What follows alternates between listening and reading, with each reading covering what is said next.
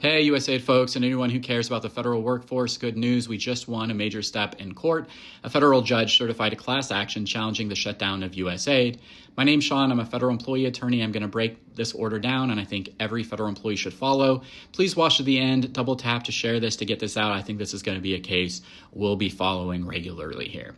So first, what happened? Well, a federal judge in Maryland said one big lawsuit can move forward on behalf of a whole group of people who worked for USAID, both federal employees and personal service contractors, during the period when the shutdown plan kicked off. That means instead of thousands of people fighting this alone, the court will answer the key legal questions once for everybody at the same time.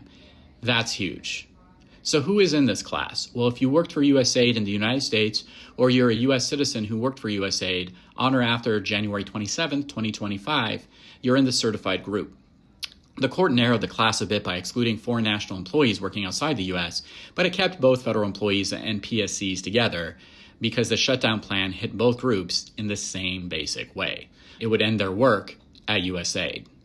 So why did the judge do this? Well, in this case, the case is about a single agency-wide decision the court found, not a bunch of isolated HR actions. The evidence that the court points to includes the final mission memo sent in late March that said state would, quote, retire USAID's independent operation, put people on administrative leave, and send RIF or separation notice with dates like July 1 or September 2. When a single policy threatens everyone's job at an agency, courts can treat it as a class question. So what questions will the court decide for the whole class? Well, after I've reviewed this in detail, I think there's going to be 4 on the appointments clause and 2 on separation of powers. In regular language, here's what this means. So I think appointments clause, question 1, will be who made the call. The court's going to decide whether Elon Musk made the initial decision to dismantle USAID. If the answer is yes, you're going to want to keep listening. Appointments clause, question 2, was that decision the kind of big deal government power that only a properly appointed Senate-confirmed officer can exercise? If so, that's a constitutional problem. Appointment clause, question 3.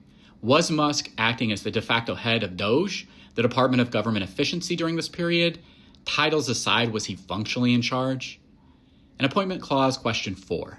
If he was acting as the de facto head, was that a continuing office that triggers the appointments clause requirements under the Constitution of the United States of America? In other words, you can't just hand the steering wheel of a federal agency to someone who wasn't put in the driver's seat the lawful way.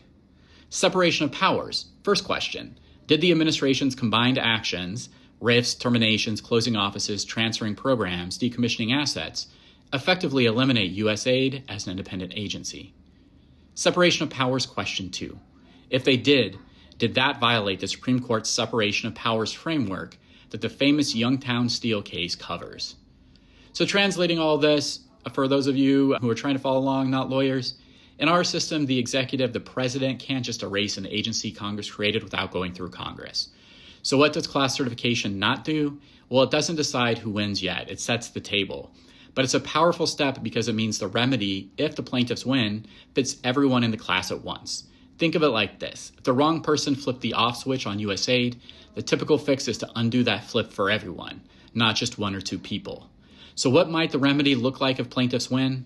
Well, the court says the natural remedy on the appointments clause would be to void the initial shutdown decision made by the unauthorized official. On the separation of powers claim, the remedy would be an injunction stopping the administration from carrying out the plan to retire USAID's independent operation.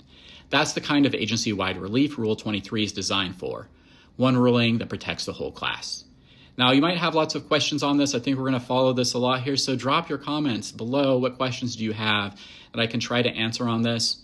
But in short, this is good news for USAID people.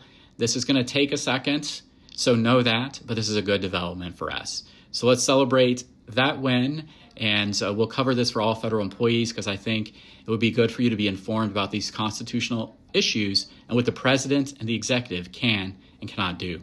Thank you, everybody, for your support. Hope you have a good day, and take care.